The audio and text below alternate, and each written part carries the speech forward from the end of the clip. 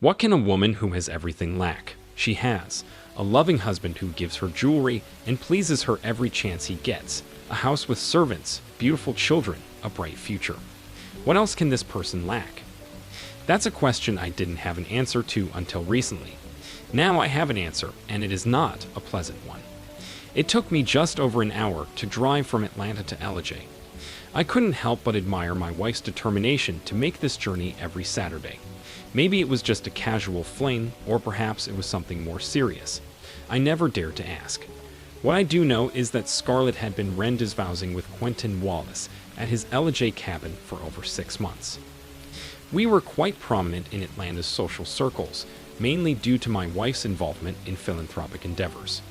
She insisted on attending every opening, banquet, and fundraiser that came our way. Not only did it demand my time, but also my financial support. I adored my wife, but I had reached my breaking point. After the exorbitant weddings for our 2 daughters, I longed for some peace and relaxation. Yet Scarlett was seeking more, turning to other sources for validation. She found Clay Wallace at one of these fundraisers. I think I sensed it from that very first encounter, but I didn't confront my suspicions until months later. Had she tried to meet him in the city, it would have been a disaster. She was too well known to discreetly slip into a hotel. Besides, she would never entertain the thought of a motel or his condo. The cabin provided the perfect clandestine setting for them. After a lengthy drive, a single-lane, dirt and gravel road wound its way about 2 miles through the mountains to the log and stone lodge. Quentin, a wealthy contractor specializing in large government projects, owned most of the land between the paved road and the cabin. His knack for both making and wisely investing money was evident. It was clear he had plans for the area in the future. I drove up to the cabin with a specific task in mind, something that needed to be done quickly. Armed with a pair of wire cutters, I snipped the phone wires leading into the cabin's box. Carefully, I tucked the cut ends into the holes, making sure it wasn't obvious they had been tampered with. With no cell phone service nearby, and now no landline either, the cabin was effectively cut off from communication. 20 minutes later, I was back on the main road. The sky had been cloudy and overcast the entire journey. Scarlett didn't question my early departure, nor did I ask about her plans as she typically left about an hour later.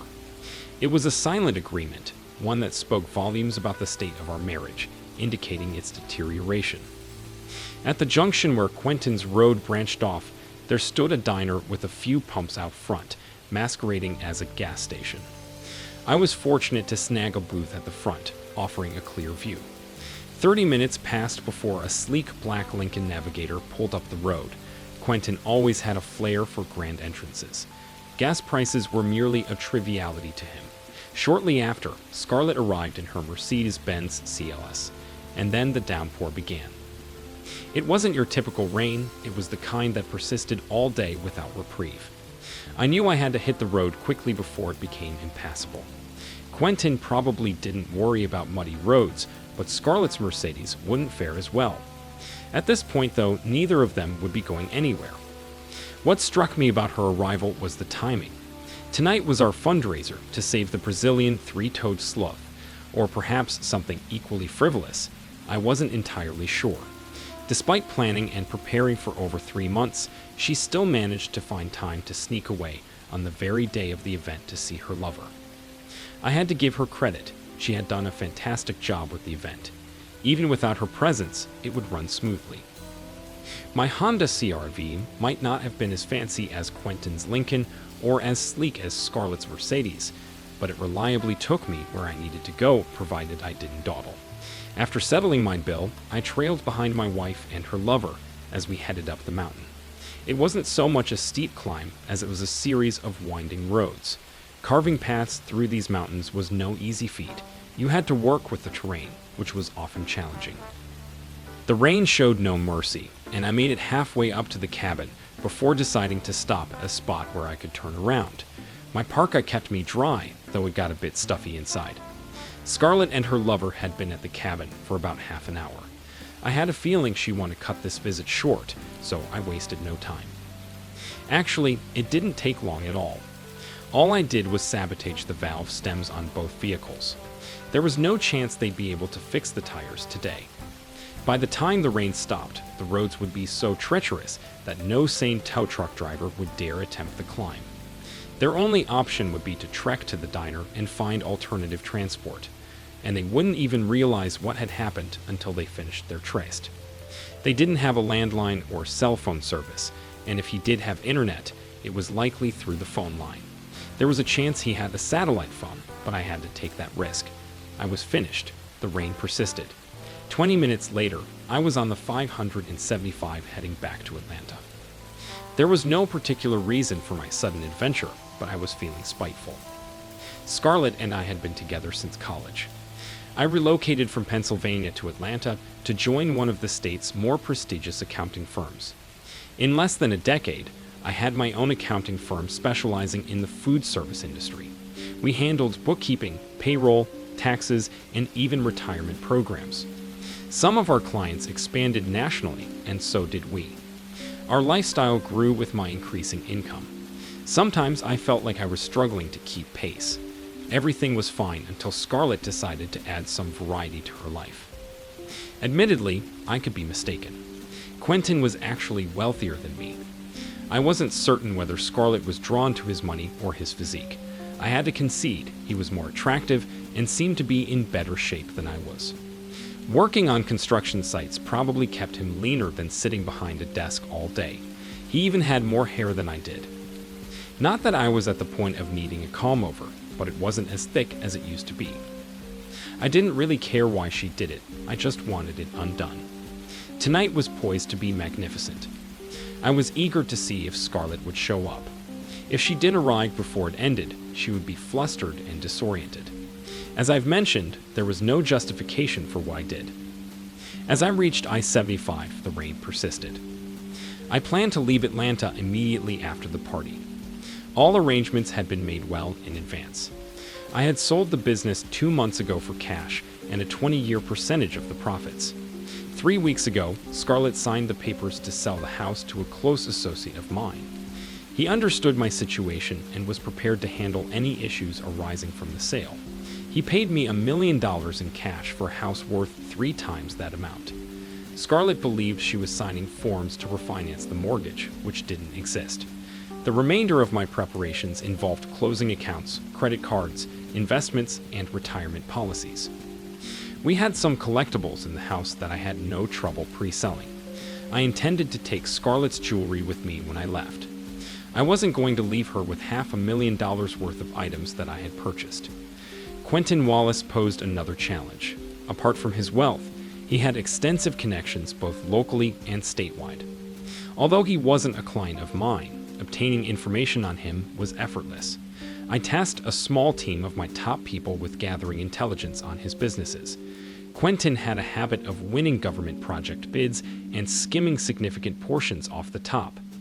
The discrepancy between the project budgets and what his company reported was glaring. For instance, a school district project might show up as a $3 million expense on official records, but Wallace Enterprises would only declare receiving $2 million.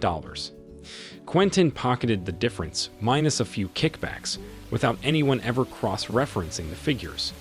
It was impossible to incriminate Quentin with the state or local authorities because they were just as complicit as he was. However, the IRS had taken a keen interest. They were not only planning to bring down Quentin, but also offering a reward, which I stood to collect. Whether I'd actually receive it remained uncertain, but perhaps luck would be on my side. As the rain intensified upon reaching Atlanta, I estimated it would take Scarlett and Clay another 2 or 3 hours to realize their predicament. I had a party to prepare for. When I got home, the caterers and other party staff were bustling about. Scarlett had planned for over 200 guests, but thankfully, our house was spacious enough to accommodate them all. I greeted the workers with a smile and a wave, acknowledging their professionalism and avoiding any interference. After a long, hot shower, I began gathering the last of my belongings. Scarlett would surely miss her jewelry, and I made sure to clean out my personal safe, relieved to have my small collection of gold coins. The Honda was safely parked in the garage, sparing me from getting wet as I loaded it up. Plastic runners were laid out all over the house by the party staff. Despite it being late afternoon, the sky was darkened by thick clouds, giving the illusion of nighttime. The rain poured down steadily. By 5 o'clock, I was dressed in my tuxedo for the evening. My daughters and their husbands arrived early to check on the preparations. They inquired about their mother's whereabouts, but I could only shrug in response. As the first guests began to arrive, my phone rang. It was my dear wife on the line. "John, I'm really sorry, but I've had some car trouble. I'll be home as soon as possible. Is everything all right there?" "Where are you?" "I'll come pick you up." "No, don't worry. Just stay with the guests. I'll try and get home soon. I'm really sorry." "What's wrong with the car?" "I paid over 50 grand for that thing. It should be reliable." "I've already arranged for a garage to take care of it. You don't need to worry about it." "Damn it, Scarlett. Where are you?" "John, calm down. That's not important right now. What matters is that our guests are taken care of." She wasn't going to tell me where she was or who she was with. "Are you alone, or is someone with you?" "I'm alone, but I'm fine. Please stop worrying about me. I'll be okay." Both of my daughters were relieved to hear their mother was okay. I smiled, picturing her walking from the cabin to the highway in the rain and mud. That rain was a godsend. Scarlett must be miserable by now, wet, muddy, and exhausted. About an hour later, the phone rang once more. I had to excuse myself from the guests and step out to the foyer. "John, what's happening?" I gave 3 different credit cards to the car rental guy, and they were all declined. I can't rent a car with a credit card. Why not call a cab? There was a frustrated sigh from the other end. "It's too far for a cab." "I don't need any more hassle, John. I just need to know what to do about the credit card issue." "I probably can't fix it until Monday. Why don't you ride home with Quentin?" The other end of the line fell silent. I couldn't even hear her breathing. After several seconds, she hung up without answering my question. The evening progressed smoothly until the girls had to leave due to their babysitters. About 10 guests remained when Scarlett made her entrance, appearing disheveled. Her hair and clothes were unkempt, with lingering reddish-brown stains despite the rain washing away most of the mud. I stood there, beer in hand, smiling. It was my first of the night. It seemed she had broken the heel of one of her shoes, as she kicked them off and grabbed a drink from the buffet table. "You did this, didn't you? You bastard," she accused as she approached. I took a long sip of beer and grinned. "You'll pay for this. I swear, you will pay." As our last guests departed, the caterers busied themselves with cleanup, casting strange glances at Scarlett, yet no one said anything. "I'm relieved to see you made it home in one piece. I stayed to let you know that I'm leaving. I couldn't go without making sure you were okay," I said. "Leaving? What do you mean, leaving?" Scarlett's voice carried a mix of confusion and anger. "Just that. I've sold the business, sold the house, and closed all the accounts. That's why your credit cards didn't work." Scarlett hurled her glass across the room, shattering it against the wall, much to the shock of the cleanup crew. "You dumb son of a bitch. Remember, half of everything is mine. I won't let you screw me over. I worked just as hard as you did to get us where we are. I earned half, and I'll get it." I finished my beer and carefully set the empty can down on the table. "All right, dear, you'll get half of everything if I decide to divorce you, but I'm not planning to. Do whatever you feel you need to do." I had to walk for over 2 hours in the rain and mud just to get to the road. 2 damn hours, all because of you. What were you even doing there, darling? Why go all the way to LJ to spend the day with Quentin Wallace when you could have just stayed here?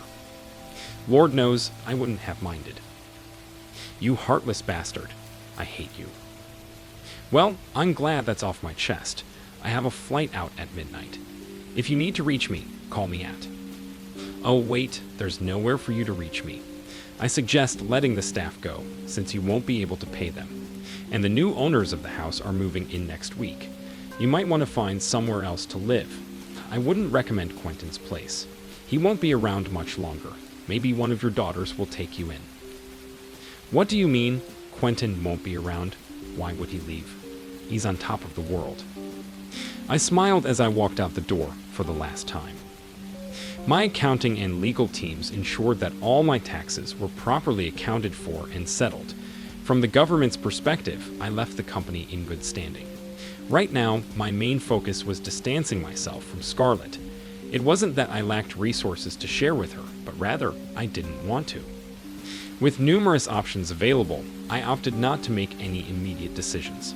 Instead, I compiled a list of places that intrigued me and seemed feasible to explore. Spending a year in each location felt like a good plan. I settled on starting with Belize and then moving on from there.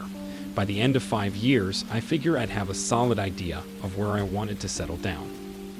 I had a few reliable individuals who were willing to keep me updated on affairs back home. 2 weeks after arriving at Ambergris Cay, I made a few phone calls. The first was to my eldest daughter, Emily. "Dad, Mom is livid. Both Mia and I tried talking to her, but she won't explain anything. All she told us is that you took all her jewelry and left her with no money or credit cards. She hasn't been home for the past few days. We have no idea where she is." "Did you attempt to call her?" "I believe her cell phone service was disconnected."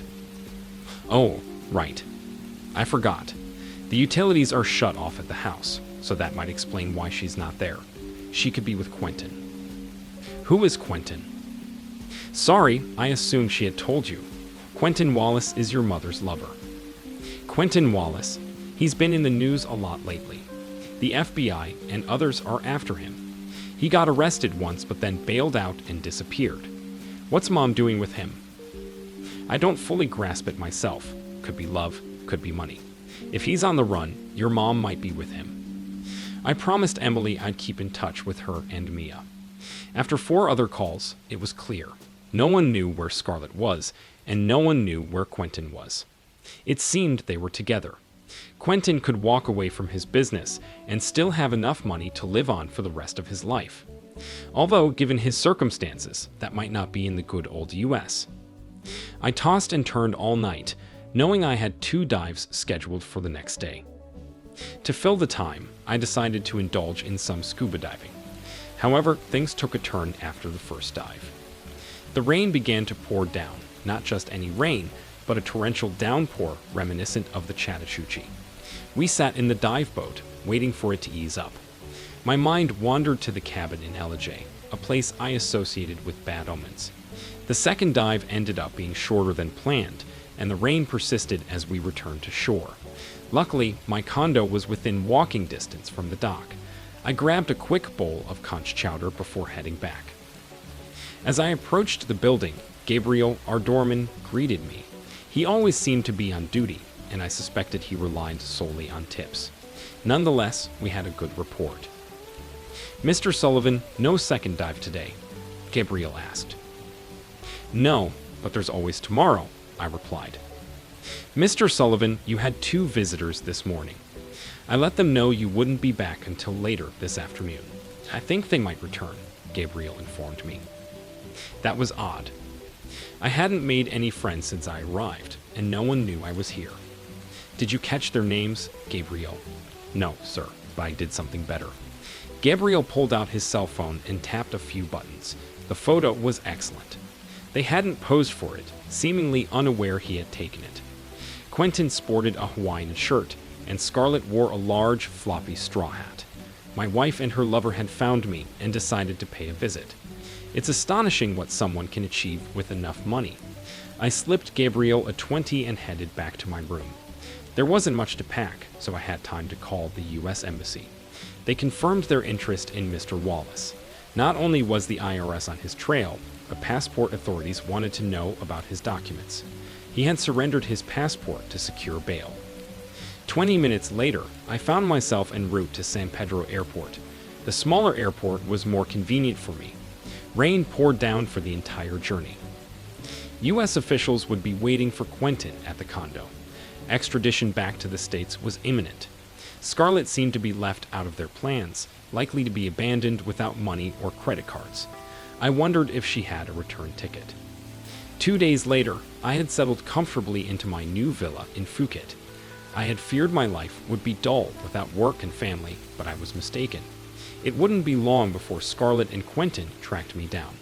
This time, I would be prepared and vigilant. I had planned to stroll along the beach to catch the sunset, but the rain changed my plans. It was a torrential downpour, almost as if sent by some divine force. I hoped Quentin was as clever as he appeared to be. It was intriguing that he chose revenge over simply walking away. The next few years promised to be interesting. I wanted to grab some dinner, but I couldn't in this weather. Thank you for watching this video to the end. If you liked it, please like it and subscribe to the channel. See you soon.